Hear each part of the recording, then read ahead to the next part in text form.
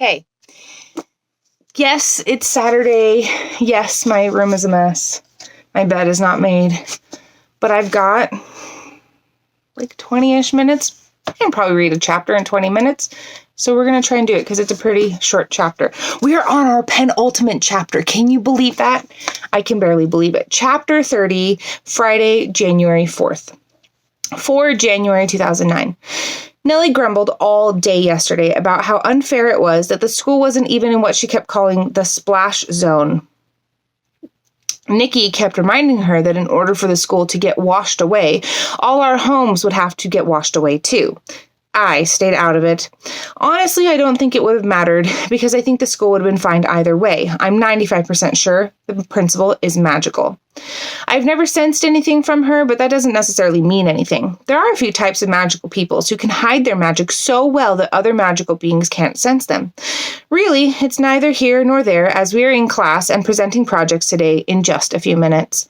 I showed Cam the prophecy yesterday. I need to tell Nikki about it, but I'm not sure how she'll react. Cam didn't seem to believe me. I know it sounds crazy because technically this is no more than a hunch, but I know the prophecy is about him. We still haven't told anyone about how Cam died or how Nellie brought him back to life. Henry said he'd look into it. Hey, Nikki poked Emma in the back.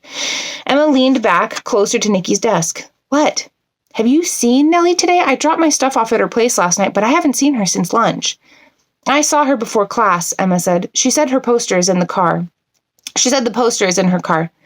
If she's here in time, do we want to go first and just get it over with? Nikki asked. Works for me, Emma said. Nikki and Emma watched the door of the classroom waiting for Nellie to enter. Nikki's leg bounced, making an incessant tapping. The bell rang just as Nellie stepped across the threshold.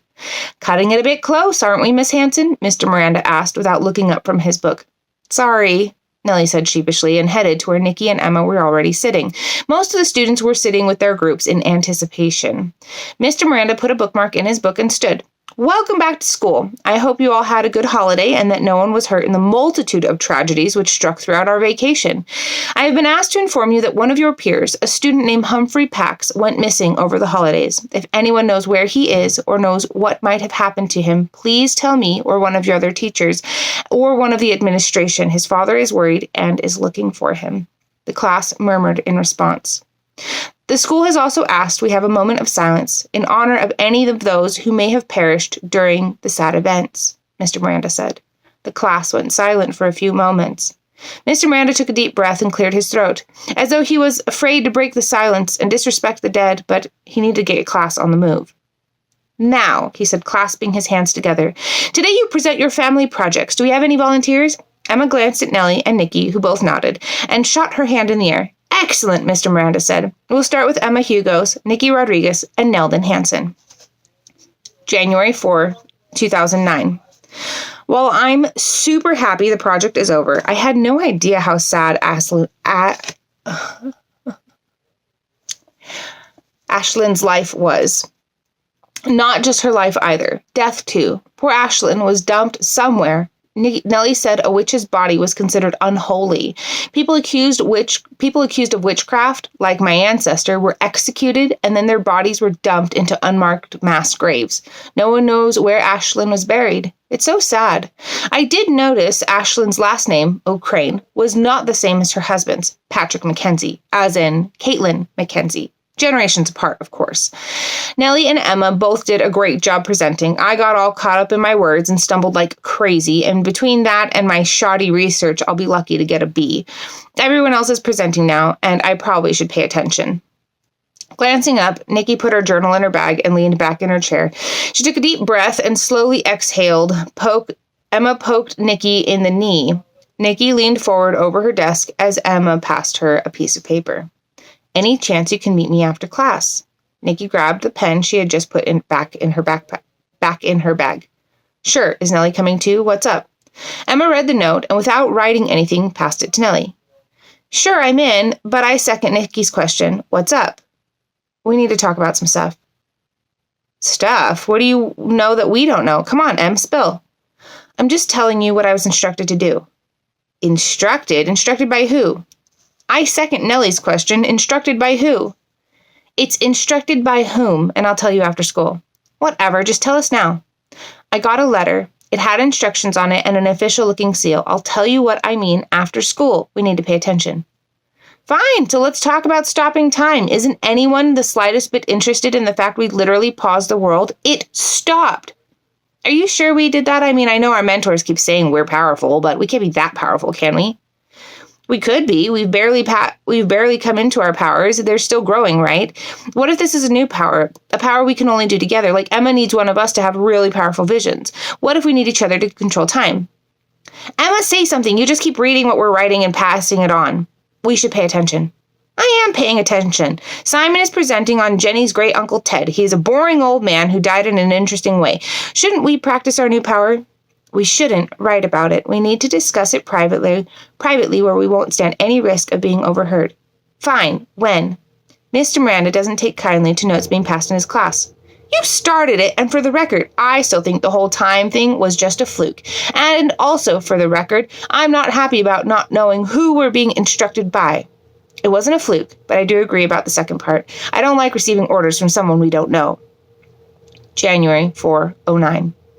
I'm waiting in the car for Emma and Nikki. Emma got some mysterious instructions from someone, we don't know who or whom or whatever, and someone tapped on Nellie's driver's side window. She looked up from her journal and saw Whitney. Nellie sighed as she manually rolled her window down. How can I help you? Nellie said with a snide smile. You're seriously quitting? Whitney said. Nellie considered her for a moment. Yeah, she said finally. Figured if you were going to stand any chance, I'd have to bow out, she added, unable to resist the cheek. You're really just done? Whitney said flatly. Nellie noted this may have been the first time ever she didn't detect a hint of sass from Whitney. Nellie nodded. Why? Nellie shrugged. Personal reasons. I still love the ocean. I am just not going to compete anymore. You didn't, join the Green Berets to save the whales or something, did you? Nellie covered her mouth like she was thinking while she actually hid a suppressed laugh. After she composed herself, she said, No, I didn't. Oh, okay. Whitney seemed to have lost her steam. I thought you'd actually do it. Nellie smiled, genuinely this time. Me too. You're good, you know. Whitney flicked her hair out of habit and added, I mean, not as good as me, but still good. Thanks, Nellie said. Whitney nodded. After an awkward silence, Nellie said, Well, see you around. Yeah, Whitney said, nodding. See you around. As Whitney walked away, Nellie chuckled to herself and made a mental note to tell Wyatt about saving the whales. Seeing Nikki headed towards her, Nellie leaned over and unlocked the passenger door so Nikki could get in. Nikki opened the door, glanced up at the sky, and said, Looks like it's going to rain. If we chuck our bags in the back, we can all squeeze in here, Nellie said, hopping out of the cab. Of course, all of our stuff will get soaked. Maybe not, Nikki murmured. She closed the passenger door and hopped in the bed of the old red truck. The two girls took their cell phones out of their bags and were just zipping them closed as Emma came up. Get your phone out of your bag, Nikki said before Emma could say anything. Then give it to me. Okay.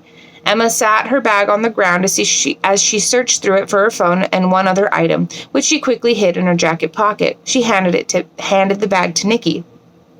Keep watch, Nikki said, crouching down with the bags in front of her. What? Nellie said. Nikki beckoned them closer and whispered, I can do a spell, so water doesn't damage our bags or the stuff inside our bags. It's a little something I've been trying to work on. This is perfect practice material. You really shouldn't. Not here, Emma said, glancing around. It's too public. Wait, Emma said, putting a hand on her bag. What do you mean practice? What happens if you get it wrong? It might catch fire, Nikki winced, adding, but I swear it only happened one time and it was only because Cam startled me. What? Nellie and Emma both looked horrified. Oh, come on, guys. I was trying it on a sock, and Cam walked into my room without knocking first. Gee whiz, Nikki grumbled. The girls didn't look like they fully believed Nikki. It was mostly a joke, but they also didn't want their bags burnt to a crisp. Just keep watch, Nikki murmured. I still don't think this is a good idea to do in such a public place, Emma said. Me either, Nellie confessed, but I also don't want all my stuff drenched. Emma nodded. I guess. Nellie leaned against the driver's side, glancing nonchalantly around the parking lot as Emma did the same on the passenger side. Both waited, half expecting to see flames explode from the back of the truck at any moment. Done, Nikki said, hopping out of the bed. Emma slid into the passenger seat, put the optional middle seat down, and slid closer to Nellie. Nikki scooted in next to Emma, shoving some empty water bottles into the footwell. You're not on cam duty today, right? Emma asked Nikki. No, Nikki said. The middle school doesn't start until Monday, and Mom took the day off to spend with Cam. Good, Emma said. Where are we going? Nellie asked. The Cove, Emma said. Isn't it still underwater? Nikki asked. I guess we'll find out when we get there, Emma said. Nellie drove as Emma and Nikki argued about Nikki's potential relationship with Henry. Nikki kept trying to talk about stopping time, but Emma was having none of it. All she was interested in was Nikki's love life, which, of course, Nikki kept avoiding. It was quite the runaround. Nellie chimed in every now and then to say something sarcastic, but mostly she just enjoyed the cool breeze coming through her window and the banter of her new friends. Would you mind if Nikki was your aunt? Emma asked Nellie. Nikki groaned. Why can't we talk about things that actually happened, not things that will never, ever happen? Nikki said, her hands on her face. What? Nellie said. Would you mind if Nikki was your aunt? Emma repeated. Like in a few years, when Nikki and Henry get married.